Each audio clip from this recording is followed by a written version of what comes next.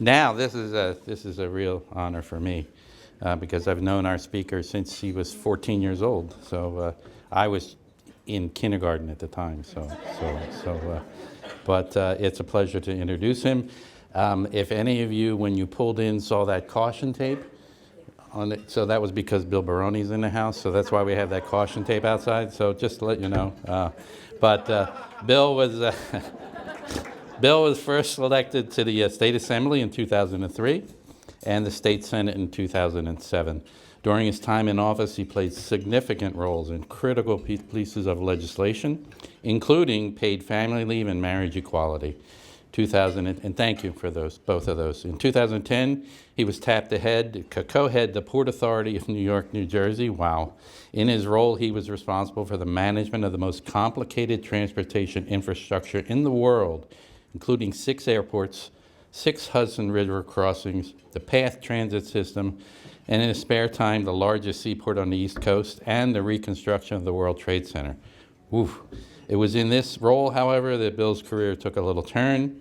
Now, 7 years later, after the United States Supreme Court ruled unanimously that he was wrongly convicted as part of the Bridgegate scandal, Bill is an author, a law professor, a business advisor, an advocate for inmates and for their families. Usually I do tell a lot of jokes up here, most of them bad, but this is a really serious man, Bill Baroni, and he's gone through life with honor, dignity, and respect. And Bill, you have our deepest respect. Come on up.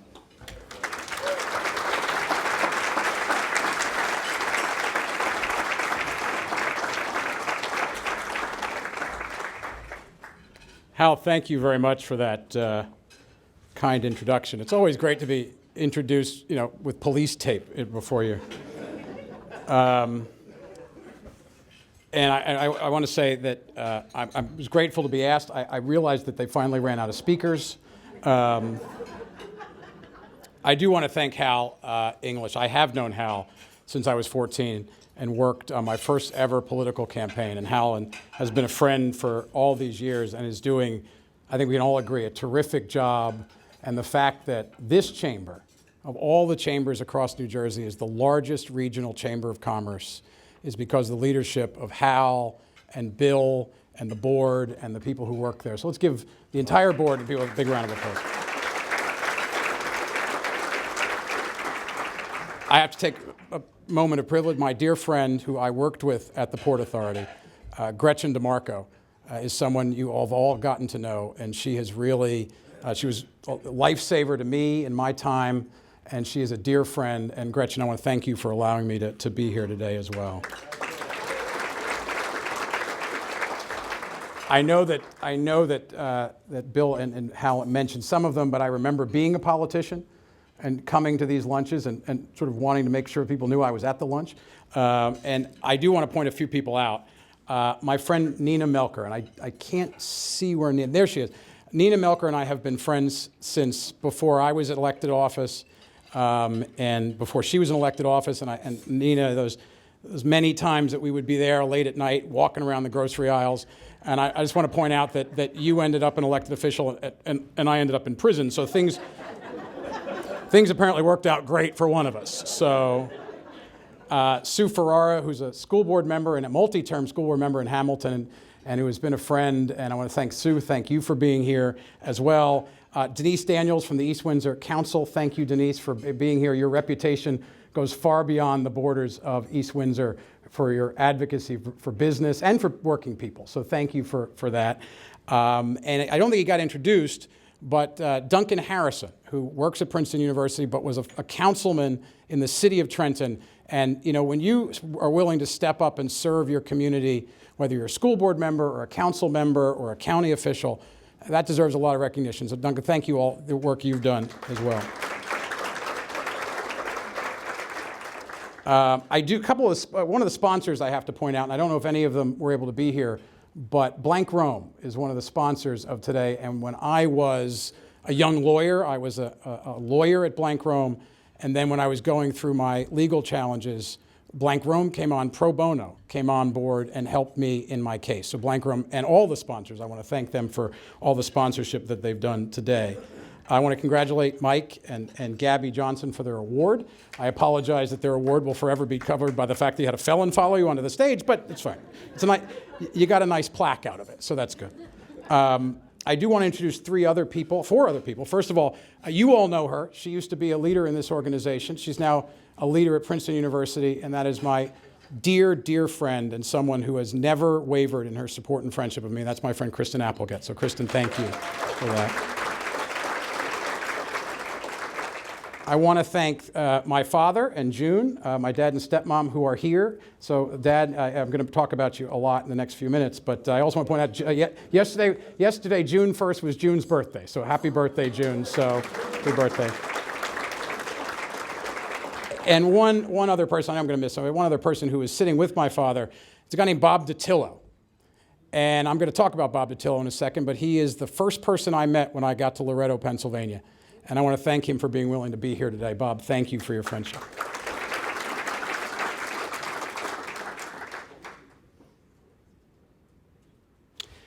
April 9th, 2019. Does anybody remember where you were? It was a Tuesday. I remember it because, for a number of reasons, but the night before, April 8th, 2019, I was up really late because the University of Virginia men's basketball team won the NCAA National Championship, beating Texas Tech. Long game, overtime. It was a terrific game. UVA wins the game. And I watched that game sitting in the living room of the house that I grew up in, sitting next to my father. Why was I at home at my dad's house on a Monday night? The game ended at about 1 something. It was late. And I got up about 2 hours later. At 3 o'clock in the morning, I took a shower. I got a little backpack that I had, and I walked out of my house, down the steps to the house I grew up in. I looked back on the steps, and there's Dad and June, 3:30 in the morning. I walked down the driveway, and I got in the car.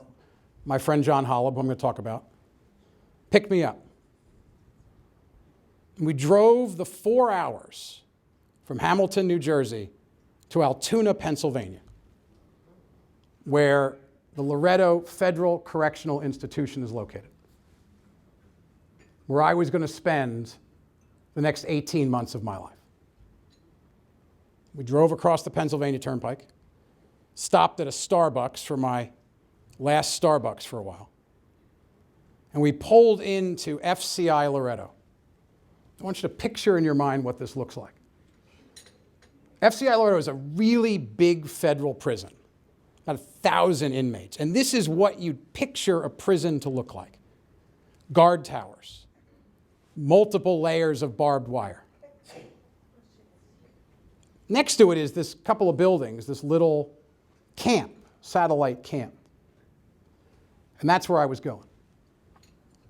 We pulled into the parking lot there at Loretto. And I got out of the car, gave John a hug, and I walked into federal prison. You push a button, you open the door, you walk in, and I was wearing this gray sweatshirt and gray sweatpants and white sneakers that somebody had told me they may let you keep. And I walked in, and I stood there in the lobby, and they called a corrections officer to come get me. It was like checking into the Marriott. And I waited, and a correctional officer came and got me, and he started the check-in process, and then we walked out of that entryway and walked around the big prison to this very large gate. And that's how you start the process. Because the processing of going into prison took place in the big prison. And as we got to the gate, there was another corrections officer at the gate who says to the officer that was walking me there, "It thinks it can wear the gray and that we'll let it keep it." The dehumanization began within moments of arrival. And then you go through the process of checking in. They make you take all your clothes off. They do a strip search.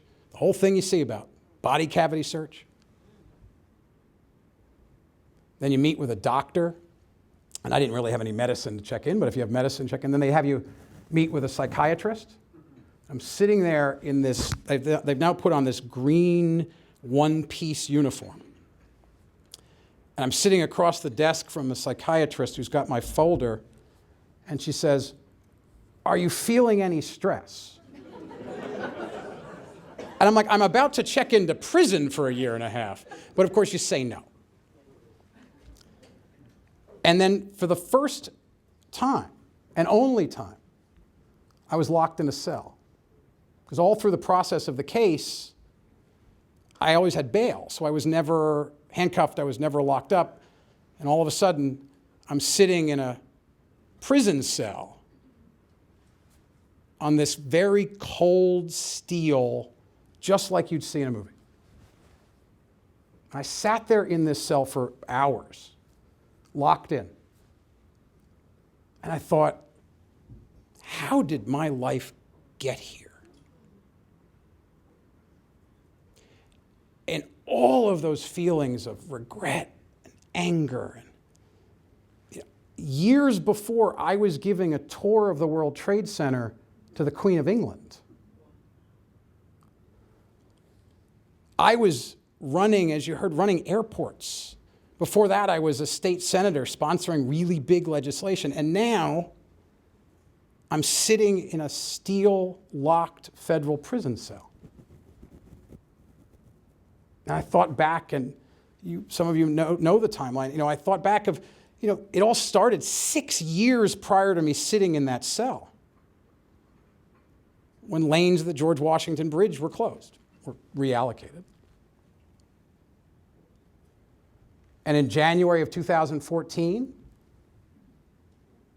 the United States Attorney and the Department of Justice decided to start investigating Bridgegate.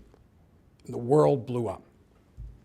You can Google my name and the word bridge. It's like 3 million hits.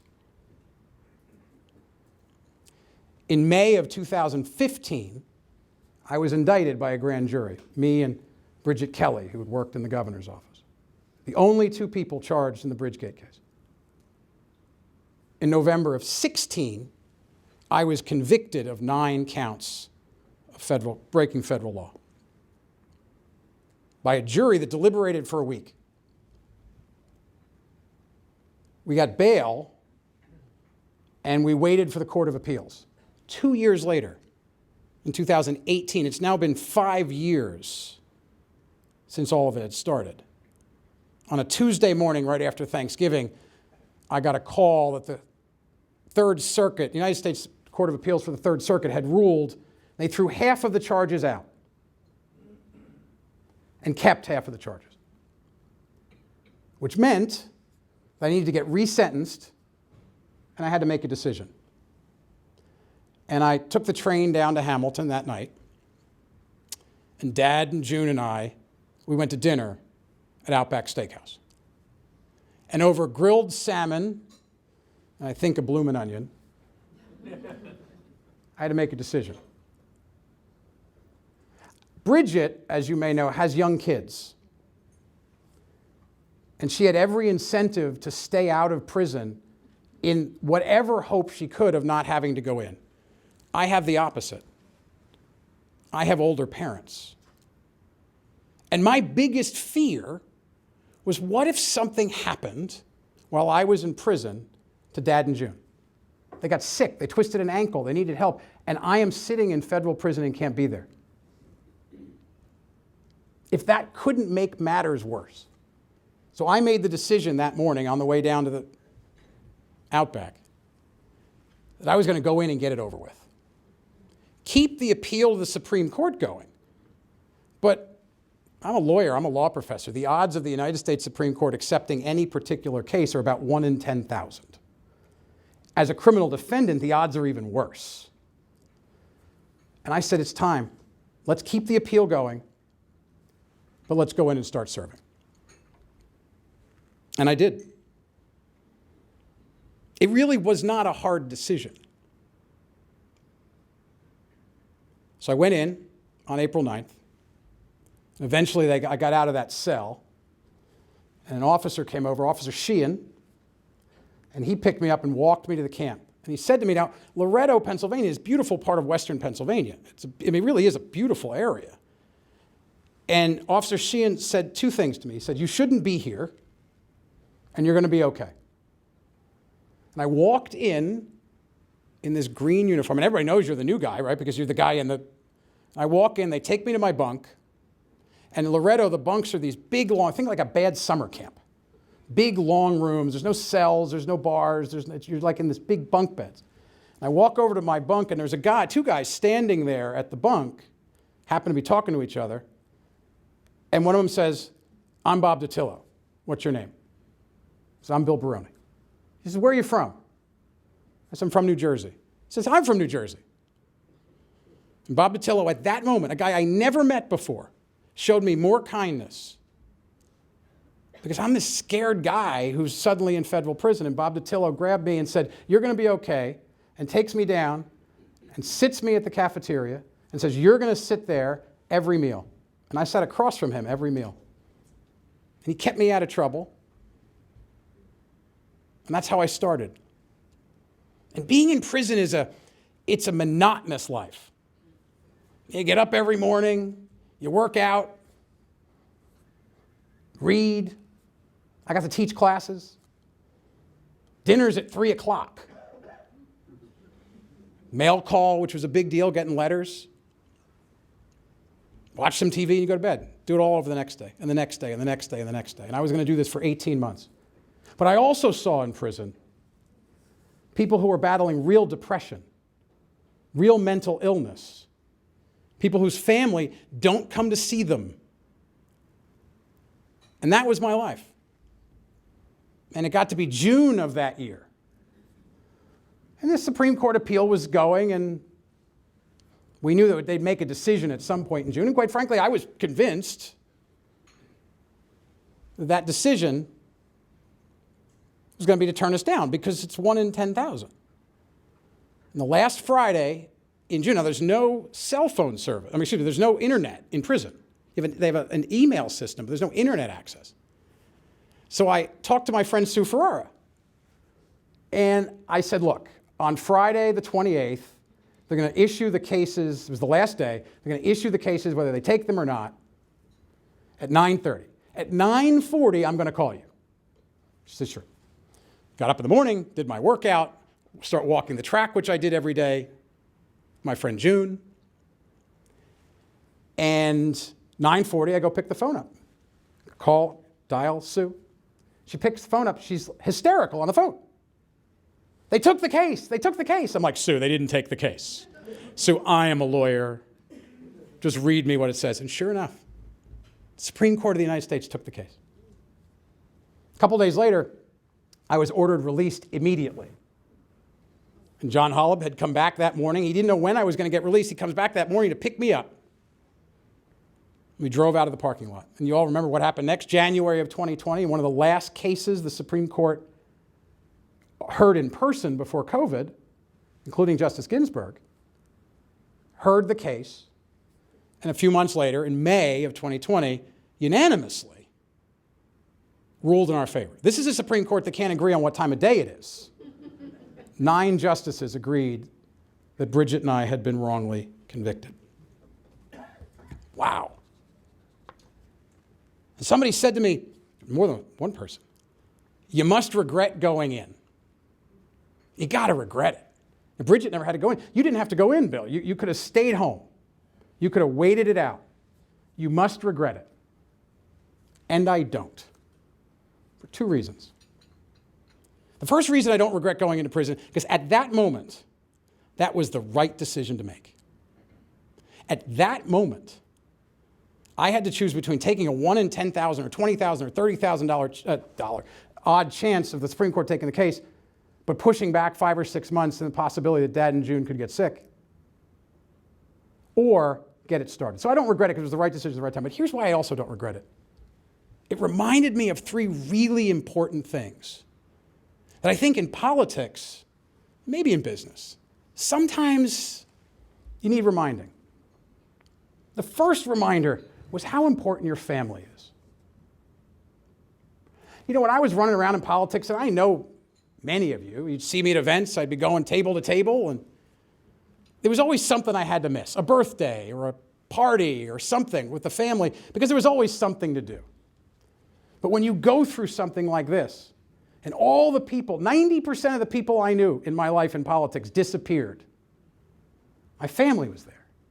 They were not only there on the steps when I went down to get in a car to go to prison, they were there every day in federal court seeing their son put on trial. They were there when a juror stood up and said guilty 9 times. They were there when the judge said 18 months in federal prison. Your family is there. And whether it's business or politics, we're being reminded of that. Now, hopefully none of you have to go through this to be reminded of it. But what a reminder it was.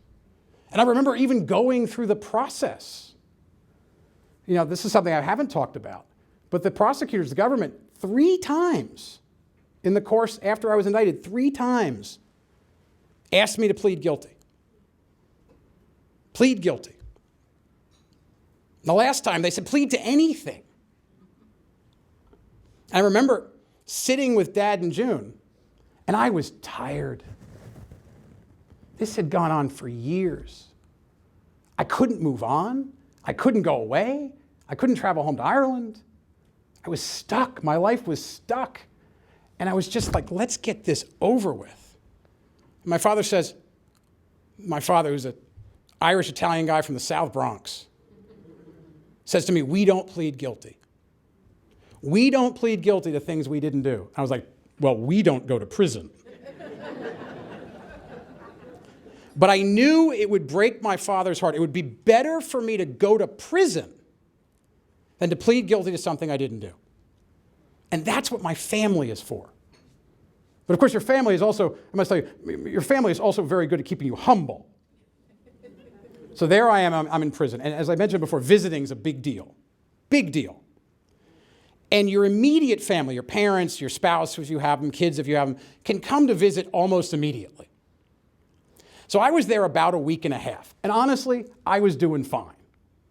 I was surrounded by friends like Bob and others that were taking care of me. I was fine. I honestly slept great. I was never at risk. I was never at any physical harm. I was doing fine. And that Saturday, Dad and June were going to come visit. So the Friday night, they drove the 4 hours from Hamilton to Altoona, and they were staying at the Courtyard by Marriott in Altoona, Pennsylvania. And I talked to Dad the night before. I said, Dad, now remember, visiting is from 8:30 to 2:30. So get here about 8:15, go through security, and we can visit from 8:30. I will be there. I said, but Pop, don't forget, at 9:30 in every prison in America, they count all the inmates. So if I'm with you in the visiting room, they'll count me there. But if not, they shut the whole prison down at 9:30, and we have to go back to our bunks and get counted there. Oh, no. We'll be there 8:30, don't worry about it. And my father, former military guy, very prompt. I get up that morning, I put on my green uniform, my black boots. You have to wear your uniform for visits. I'm excited for my first visitors. And I was excited to be able to let Dad know that I was doing just fine. I go down to the room outside the visiting room, and they start calling folks in. DeTillo, come to the visiting room. Bear, come to the visiting room. No Baroni. It's now 8:45. No Dad. It's now 9 o'clock. No Dad. And all of my fears, they got hurt. They got lost. There was an accident. Somebody is sick. They're in the hospital. All of the fears, the very things that I worried about, the reason I chose to go in and get it over with, all of a sudden at 9 o'clock, I haven't had anxiety in a week and a half in federal prison. At that moment, I'm sitting there, full anxiety. Where's Dad? Because he can't call. 9:15, no Dad. I'm like, oh my God, I did this. I'm in prison. They drove over here. There was an accident. This is my fault. 9:30. They call count. They'd shut down the prison. I am in full, it was awful. And on the way to the bunk, I pick the phone up. And I dial the prison phone to Dad's cell phone. He answers the phone. Hey, Bill. I'm like, hey, Pop, where are you? We're in the parking lot. What are you doing in the parking lot? He said, well, when we got here, they had just shut everything down for the count. I said, yeah, Pop, I get that. But I thought you were getting here at 8:30. He said, when we came down this morning to come over to visit you, they have a breakfast buffet.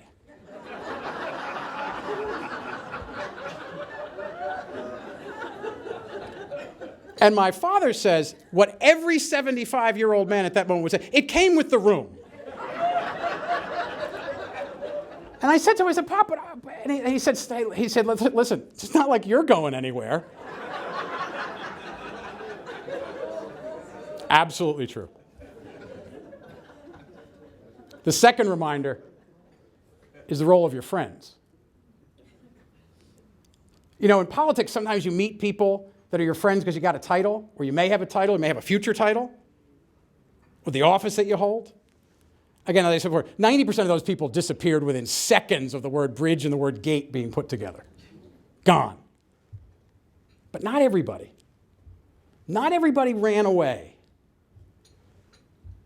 I mentioned Kristen before, didn't run away. My friend Tom Byrne, former Democratic state chairman, my friend since I was in high school, didn't run away. My friend Fran Smith, some of you remember her late husband, Bob Franks, didn't run away. My friend Lisa took months of vacation time off and came and worked on the case. Friends. Mike Levy. You probably don't know Mike Levy. Mike Levy and I were in law school together. Not only were we in law school together, we sat next to each other on the first day of law school at orientation. And I remember at the Supreme Court afterwards, I remember making a comment that you may remember that great movie, The Paper Chase, right? Anybody who's lawyers in the room may remember this, right? The dean would come down and say, look to your right, look to your left. One of you won't be here when law school's over. Well, the University of Virginia Law School is like, look to your right, look to your left. One of you will represent the other in the Supreme Court. The day after I was convicted, Mike Levy, who I would see periodically at reunions, sent me an email. Maybe it could have been that night. Really sorry about the case. Why don't we get together and talk?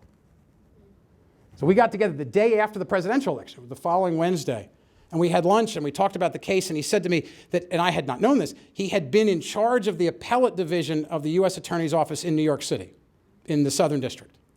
Now was at a big law firm, Sidley and Austin. And Mike says to me, I said, we can handle this appeal for you. I said, Mike, that would be great. I can't afford you. I had to cash everything I had in just to pay for my lawyers, and then some. And I certainly couldn't afford Sidley and Austin. He said, Bill, you're my friend. And he got Sidley to represent me pro bono. Took the case all the way to the Supreme Court. So you never know when you come to one of these Chamber of Commerce lunches who you're sitting next to. Except Herb. We all know we're sitting next to Herb. And one final friend. You heard me mention before, and that's John Hollop. John and his wife and I were roommates in Hamilton for a while. And John's a big-time Trenton lobbyist. Lots of great clients. Worked in politics, managed campaigns. I mean, Herb remembers him. He was Bob Pernetti's campaign manager a couple times. John had every reason in the world to be one of those friends who said, his business is going to, and he wasn't. John was one of those people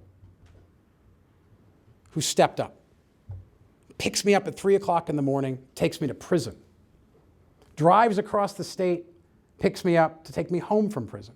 Didn't even know what time I was going to get out. He said I'd spend the day there. He would spend the night there, waiting. John didn't care that I had a title, or I had a big business, or I was a senator, or I sponsored a bill, or I ran the Port Authority. He was my friend. And one of my pieces of advice to you, if you don't have a John Hollop in your life, whether you're a politician or a business owner, if you don't have a John Hollop in your life, find one. Because when everything goes away, it may not be because you get hopefully not charged with a federal crime, but when everything goes away, you need those people. I learned that. And the third lesson that I learned, it reminded me why I went into public service. Being in prison reminded me why I was in public service.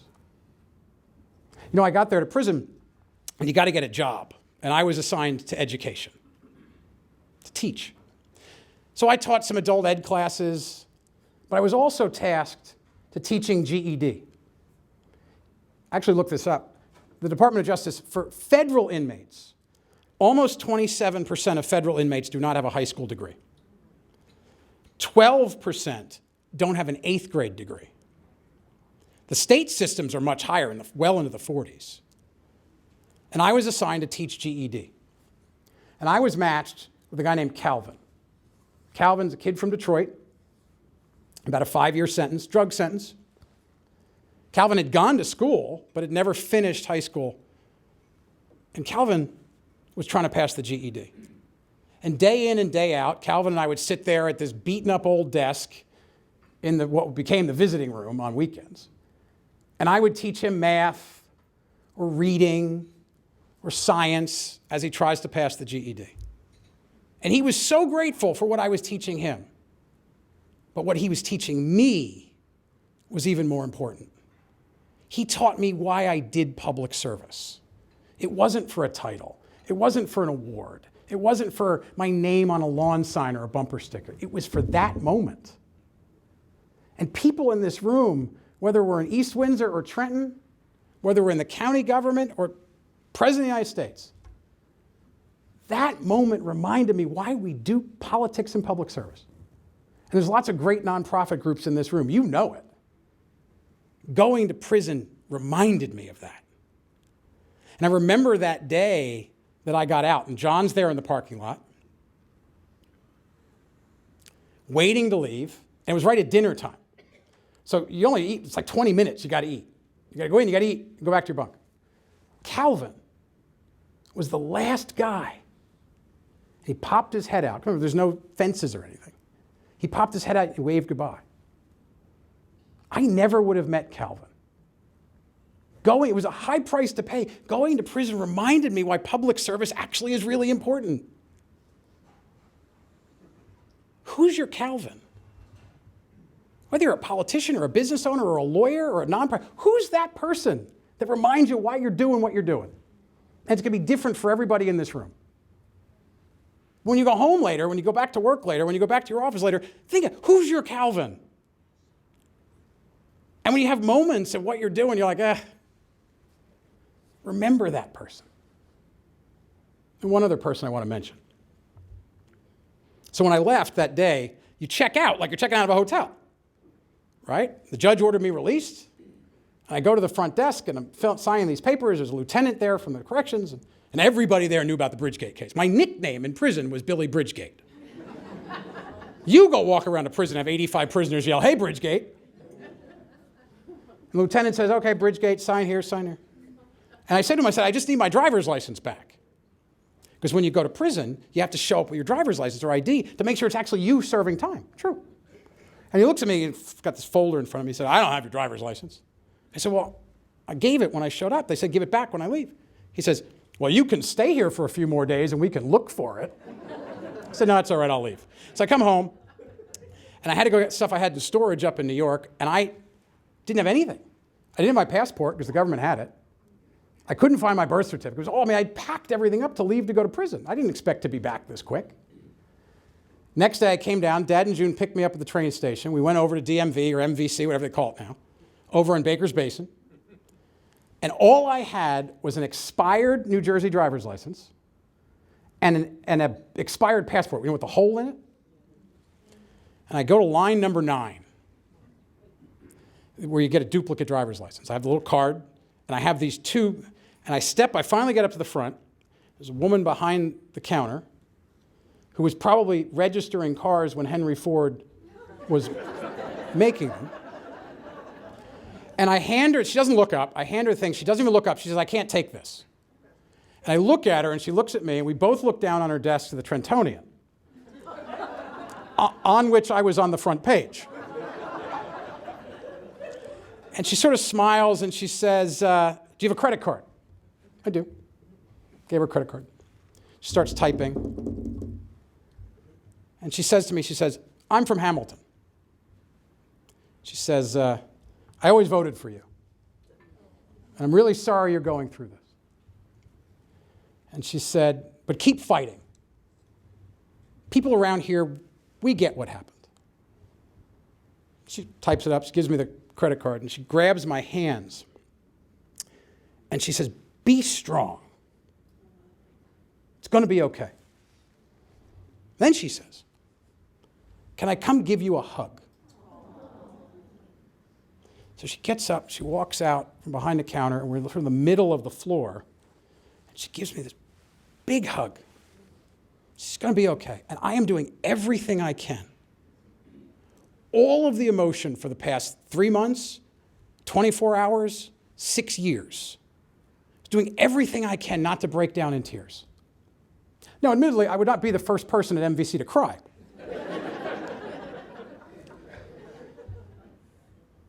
But as I left, it reminded me of something. Reminded me of something that going to prison allowed me to learn. You can go home again. Thank you all very much.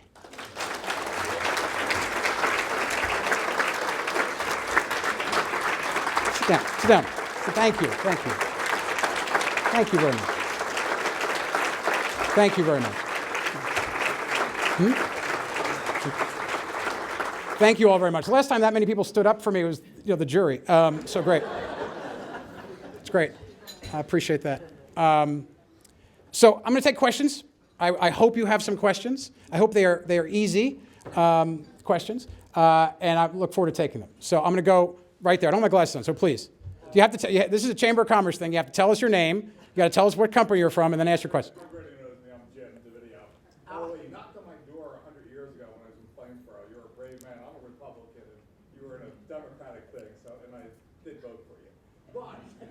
But, we stop there.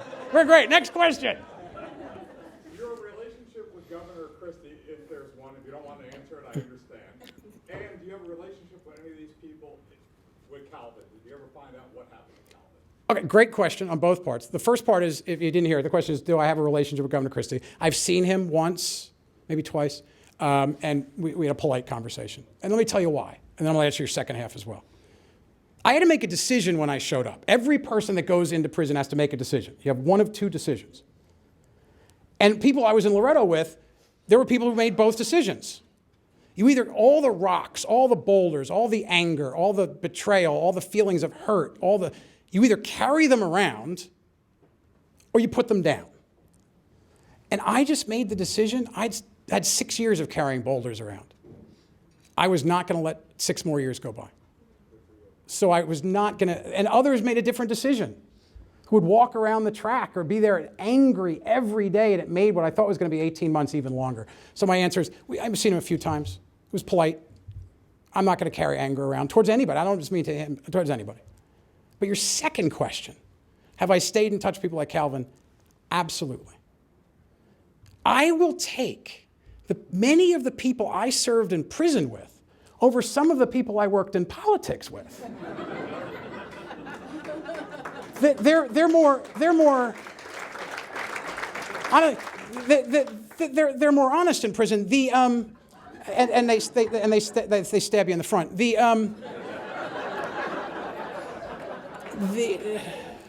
I have actually. One of the things I'm doing now is helping other people that were incarcerated. And I was in this weird position. If you're a federal inmate, you serve time in federal prison, and you go to a halfway house, and you have at least 1 year, sometimes many years, of probation. And during that period, you can't talk to anybody you were incarcerated with. But I had this weird situation that I was no longer a felon. And I was a lawyer again. I got my law license back. So all of a sudden, I could talk to people that I served with. I could talk to people who were still inside. So I was able to help people like Calvin. And this list, just last night, Bob and I were talking about this before, a guy who sat at our table, a guy named Preacher, nicknamed Preacher, Otis is his real name, from South Florida, just got out. And I talked to him last night. He's still in a halfway house. And we talked about what he's going to do next. The very thing I enjoyed doing when I knocked on your door in Plainsboro and thousands of others across the 7 towns in my district, to talk to people, to help people, I get to keep doing that. It may not be as a senator, but let me tell you, the life difference I've been able to make is worth every second. Great question. I know I saw it. Yes, please. By the way, watch out of you, please. Great. My question to you is, having been in the prison, what do you see as some of the changes that would be good to have in your experience? In the prison system. It's a great change. The question is, what changes do I think we should have in the prison system? And I'll give a couple. One inside and one outside. Inside, we all say the same thing. I teach prison law now at Seton Hall Law School, right? And we tell ourselves that people make mistakes and they get convicted of crimes or they plead guilty. And we send them to prison. But when we send them to prison, we want to rehabilitate. We all hear we're going to rehabilitate people. We're going to go to prison, we're going to rehabilitate, because 97% of criminals, I use that word on purpose, 97% of criminals come back to the community. So we want people to come back to the community, rehabilitated, and maybe better than they went in. That's why we make people take GED, or we teach adult continuing education classes. But my experience is that's pretty much where it stopped. You didn't have lots of job training. You didn't have lots of classes. We take people and we lock them up and they come home. And we wonder why we have recidivism. Right? We had an auto tech program at Loretto where I was. And it had been 8 years since anybody in the program had ever passed the auto tech course. We were warehousing people. Right? I'm not saying things that people did are okay. I'm not. Some of the things people did, like mine, weren't criminal. But people, everybody in this room makes mistakes. Some people get prosecuted for them. But as a society that believes in mercy, I just don't think you take people and lock them up and do nothing while they are there. So the first thing I would do is, and I think one of the few bipartisan things that happened in the Trump years was the First Step Act, which gives credit to people who were in federal prison for taking classes and working. Right? That is a good step forward. And both the Democrats in Congress and President Trump deserve credit for that. It's making people's lives better. But the other thing we need to do is what happens when you get home. When you get home. Right? We tell people, you serve your time. We all say it. You served your time, you can come home. Now, I'm a guy who 7 years of higher education, whatever, law degree, win in the Supreme Court. I was going to get a job.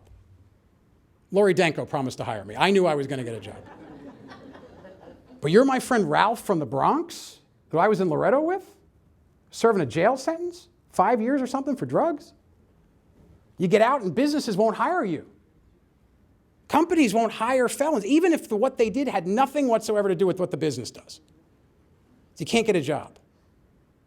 Right? People have trouble getting getting a bank account. Right? The number of people I have spoken with, I would say it's 100% of people I've served with have difficulty getting a bank account. No, not me, right? What? No. The United States Supreme Court ruled 9-0. 9-0. That I had not committed a crime. I have been a banker since I was 1 year old. My father had me open a bank account at First National State Bank in Trenton when I was 1 year old. I still have the passbook. I have been a banker at First National State, First Fidelity, First Union, Wachovia, now Wells Fargo, for 49 years. Last December, I opened an IRA. Last Friday, Wells Fargo wrote me a letter saying, we're closing your account because of Bridgegate. We're going to work it out. I'll go to another bank. I'm a guy the Supreme Court found innocent. I'm a guy who doesn't have a record. You're Ralph from the Bronx or Calvin from Detroit. Good luck. Thousands and thousands. I'm not talking about people who committed bank fraud. Thousands of formerly incarcerated people can't get a bank account, which means you can't get a lease for an apartment, which means the paycheck that you're getting, you're going to a check cashing agency. That's not mercy. And quite frankly, it's not a system that works. Because what happens if you can't get a bank account and you can't get a job and you can't get an apartment? What's open left to you to repeat crime? So I'm sorry for the long-winded and passionate answer, but I have talked to people every day who can't get an apartment, can't get a job, can't get a bank account, and yet we say to ourselves, this is a good system. It's not. Great question. Next, please. Please. Did you find that there were any common themes amongst inmates on how they got there? And I don't mean the type of crime, but extenuating circumstances in their lives that was consistent, that would help with preventative programs? It's a great question, but is there common links between, regardless of the type of crime that were committed? So in a prison camp where I was, where Bob was, you can't have any violence. So anybody who committed a crime of violence or had done violence while in prison can't be in a camp. So maybe perhaps the people I was surrounded by may not be truly representative of everybody in the federal prison system, or the state, certainly states. But so I'll give you some commonalities. The education system is failing. When you've got 25% of the people in federal prison and 40-something percent of people in state prison that don't have a high school diploma, we're failing our kids. Kids who have no other choice. Then we fail them when they're in the prison system, going back to the question we had before. There was a guy that we served with who begged not to be sent back. When you leave, they send you to a halfway house, right?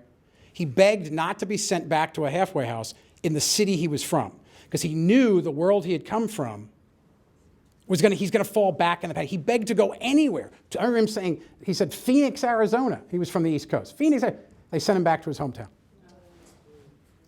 The common theme is people make mistakes, terrible mistakes, big mistakes, who commit real crimes and have a punishment system we have to fulfill. But why is every other Western nation do it better than us? Because we just give up on people sometimes. And it's not a system that's ever going to work. Thanks for your question. Yes, please. I'm Dr. Joan Coleman, and I wondered, I believe that everything happens for a reason, and you said you were told it was okay like 3 or 4 times. Now, thinking back in retrospect, would you go back? Would you do it again? Not Bridgegate so much, but... No, I wouldn't do that again, I can assure you. Yeah, I'm pretty confident that wouldn't happen again. But going back to help people, like, you know, the little people, because when you're a politician, you're probably up here helping the higher-ups and big businesses, but helping the smaller people, the people who are in trouble, the people who don't get served like they should, would you go back and do that again? Well, I would say, somewhat your question, great question, thank you. I think I tried when I was in office to do that. You know, I spent a lot of time with people, politicians, especially because door to door. I knocked on 20, 30,000 doors in my career. I loved that, talking to people on their front porch and helping people, so I loved that. I think part of being in politics, and Councilwoman, I bet you see this as well, and Commissioner, you see it as well. You know, sometimes you go to things like this is really important. It's really important to keep going to the local community events and volunteering. And I tried to do that in office. But yeah, especially when I was at the Port Authority, I was dealing with the Queen of England, right? And it was important for me to keep, and Kristen knows this, I kept doing volunteer stuff even when I was at the Port Authority. But what Bridgegate and going to prison reminded me of is what I sort of talked about before, of why I did it. Meeting people like Calvin and that's why we do it. So I think every one of us in public life, and I don't mean public life like elected officials. Everyone in this room's in public life. You own a business like Peter, you're in public life. You run a nonprofit, you're in public life, right? We all have that. And this room, this organization has historically, since when Kristen was here, always been committed to that kind of involvement with the community. We need everybody else to do that too. Thank you for your question. Over here, please.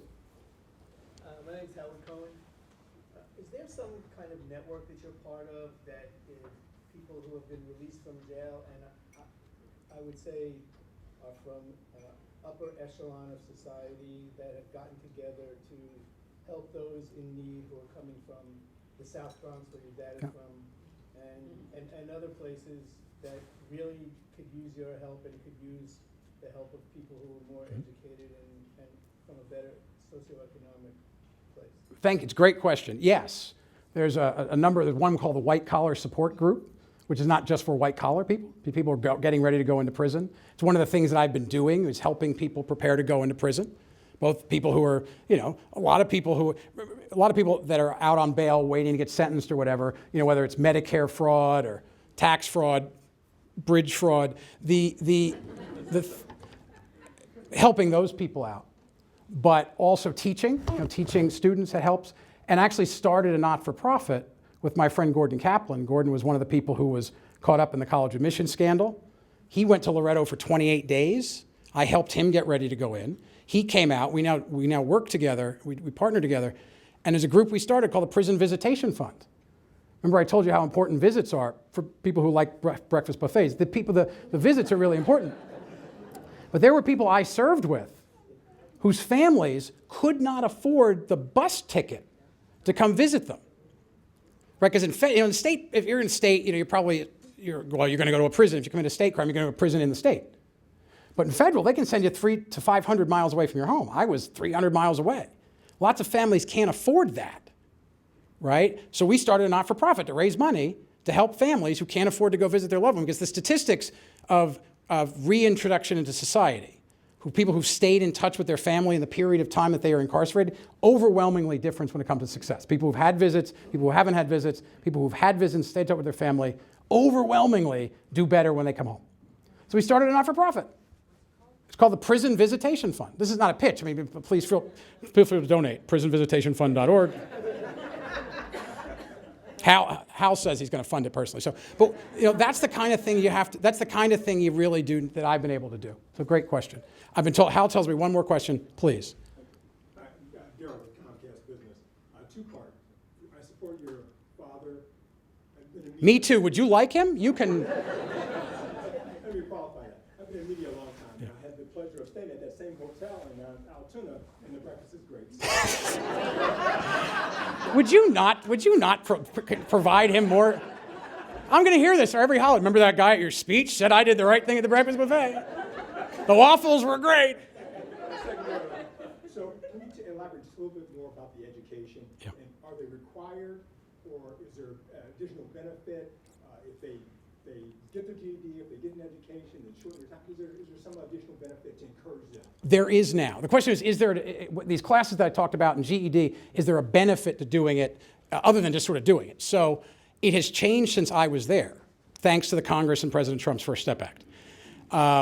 Anyone who doesn't have a high school diploma under federal law has to go and attempt to get the GED while they're there. We also did adult continuing education classes while we were there. Bob taught some, I taught some. We started a Shark Tank, right? So you had like sort of white collar guys who'd like some business guys, and you have people who were trying to start a business. I remember one friend, Stroman, wanted to start an auto detailing business when he got out, which he now is. And we set a Shark Tank up, and he got to pitch his business, and we did things like that. Some of the adult continuing education classes were time fillers, right? It was like, let's go learn about art, and we should have these videos. I have to tell you a real quick true story. I'm sorry, Hal. My first adult continuing education class was a Friday night. First one. And about 20 or so guys would show up with a video, and it was a series. It was like one of these PBS series. It was like 30 straight episodes of the greatest architectural feats in world history. And the first week, I'm sitting in the back. Let's just sort of learn. I'm sitting in the back. And the video was about the George Washington Bridge. I'm like, really? What has changed is you now get credit. So for every day of classes or programming that you take, you get additional time in home confinement. So you get out of prison earlier, which lets you get back to your family earlier, which lets you get back to working earlier. So the classes, you're starting to have more classes. It's actually something I've been involved in. There's a not-for-profit group called Interrogating Justice. I sit on their board, which has been working with the Bureau of Prisons and the Department of Justice to promote classes. Just last week, there's about 300 programs are covered. One of them is not covered, called MINT, which is a program for women inmates who are pregnant to be able to stay with their newborn for a specific number of months. And the Bureau of Prisons was not giving credit for that, as part of the early First Step Act. So we were able to get involved and be involved and help that. So that's what you get out of it. That's the classes that you get out of it. So Hal's giving me the sign, so Bobby, I have to apologize. Real quick, Bob, real quick. My name's Bob. And by the way, when's the last time you had two felons speak at your lunch? Go ahead, Bob. Real quick, Bob. I will. I'll make it real quick. I just want to say, when I got interviewed with the psychologist in the pre-entry, she looked at me and she said, they have a whole bunch of questions they ask, and she says, have you thought about getting married? And I looked at her, I said, are you interested? Anyway, Billy, I'm listening to you speak, and you've touched upon everything that we both went through. And I couldn't, I could sit up here for an hour and say the same stories you did. One thing I do want to say to make it quick is that being involved in the education with the inmates, you know how difficult it is to get the recidivism down, because these people have a very difficult time. But speaking here in the Chamber of Commerce, I would like everyone to realize that you should take the opportunity to go to a halfway house or an occupational center and try and hire inmates and put them into a business. Before I went away, I used to hire inmates from occupational centers and let them weld or do things that were in my business. So as business people in this room, you should leave this room thinking about going to these they're called occupational centers, they're halfway houses, and to hire these people, because, like you said, it's very difficult for felons to get jobs, apartments. That's right. Thank you, Bob. Give me the cut signs. Thanks, Bob, very much. That's right. So I want to, first, two things. I'll be very quick. I want to say thank you for listening, because people don't often listen to people who are locked up. There's voices. I'm lucky. There's a lot of voices aren't heard. So I want to say thank you. And I also want to get a round of applause. I don't see anyone here. But, you know, we come to these lunches, we come to these get-togethers, and we have these wonderful lunches. But the people who do these lunches for us, who run back and forth across the tables and run back and forth and get our lunches, and this group, Farag, Jennifer, Jose, and Norma, who've been coming back and forth, let's give them a round of applause for the work they do.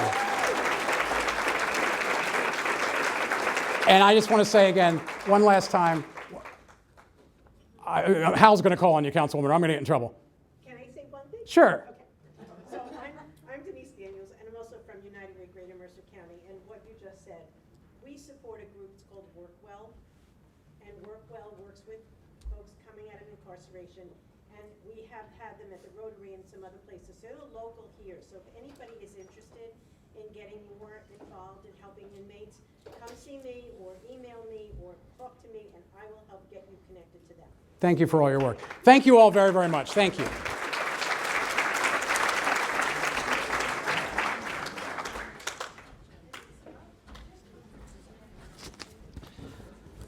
I don't want to follow him at all, ever, I think. But Bill, thank you so much from the bottom of our heart. And honestly, in the greater Mercer area, nobody better than the Chamber to have their ear to the ground during your entire ordeal. You had a lot of support, a lot of hearts were with you, a lot of people knew that you were innocent. So thank you for being here.